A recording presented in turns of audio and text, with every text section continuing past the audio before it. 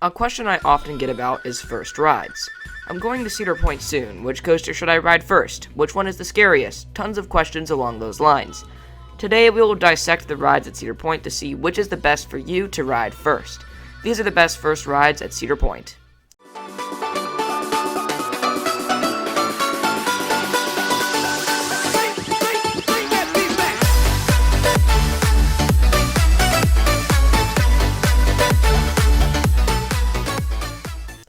Let's start up at the front of the park and work our way down.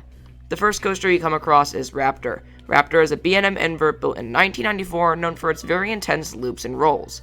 The most intense part of the ride is the last helix before the brake run, known for causing numbing in the feet from the positives. This is my personal favorite invert, but in my opinion, it is not one to ride first. If you are a seasoned coaster enthusiast and know how to ride these types of coasters, go for it. But if this is your first time ever at the park, or are still a little nervous, I would save this for later in the day to warm yourself up, because this ride can be very intense and might cause a little headache if you're not bracing for the transitions. Moving along is the oldest coaster in the park, Blue Streak, built in 1964 as a wooden coaster. This is one of the rougher coasters in the park, but also isn't horrible to get introduced to wooden roller coasters. If looking to visit other parks, Blue Streak is a good introduction for wooden coasters, but for Cedar Point standards, I would skip Blue Streak at first so you don't get a headache for later roller coasters. Valravn is a B&M dive coaster built in 2016 and is a very smooth and fast experience through towering inversions. The ride is very intimidating for the average guest, but as an introduction coaster, it is fantastic. While it is fast and steep, it is great for the other taller and steeper coasters in the park. Also, it has the most restricting restraint, which is great for someone who is still a little nervous. Finally, it has one of the smoothest experiences in the park, that way guests are comfortably introduced to coasters. Valravn, while scary, is a great start. Another great start is Iron Dragon, an aero-suspended coaster built in 1987. This small family coaster in the woods is the best family coaster in the park. It gets riders used to the inverted aspect with tighter turns. While not the smoothest in the second half, it is still one of the best starter coasters in the park with its smooth swinging. Rougarou is a newer remodel of a B&M stand-up which opened in 1996. The ride runs with floorless trains, which could be intimidating for a first-time rider, but I don't recommend this ride anyway. While it has some cool inversions that could help a rider get used to the upside-down sensation, I would wait until later to ride this ride, as it could cause some headaches due to the rattle and headbanging. Millennium Force is the tallest open coaster in the park, standing at 310 feet tall. This is very intimidating for a first-time rider, but there isn't anything wrong with riding this first. This will get all riders past the scariest ride in the park first thing, while also introducing them to intense G's, smooth coasters, and decent airtime.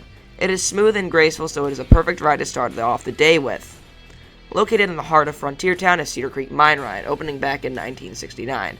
This ride was meant to be a good starter coaster, and while it was back in the day, don't put yourself through this ride. It doesn't introduce any first-time riders to any special coaster elements, and instead puts guests through extreme pain on most turns and hills. The best part of this ride is the setting over the water. First-time riders should skip this ride. Another coaster in Frontier Town is Maverick, one of the most popular rides in the park. Maverick is definitely not a starter coaster though. Unlike Millennium Force, Maverick is extremely intense and not graceful whatsoever.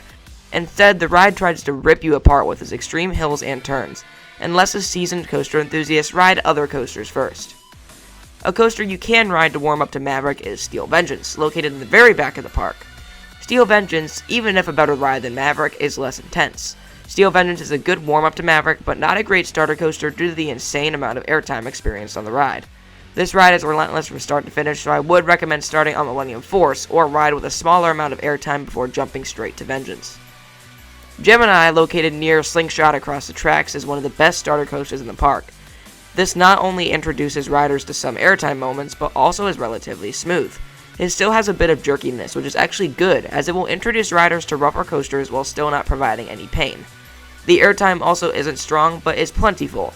The ride is full of head choppers, and the racing aspect is great for a first-time ride. Just down the midway from Gemini is Magnum XL200, the world's first hyper, opening back in 1989. This ride is like the opposite of Gemini. While a better experience, Magnum is jerkier, but also much more intense than Gemini. This means you should definitely ride Gemini before Magnum.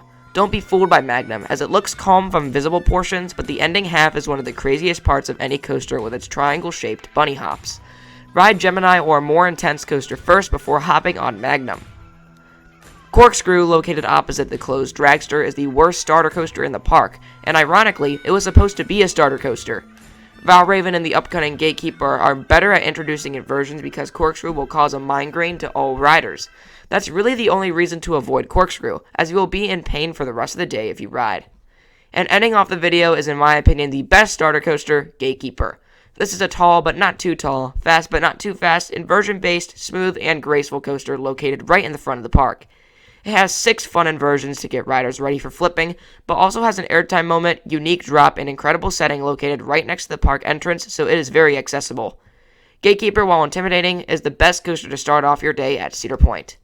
Thank you so much for watching this video. If you enjoyed, make sure to leave a like and subscribe, comment what your favorite starter coaster is, and have a great rest of your day.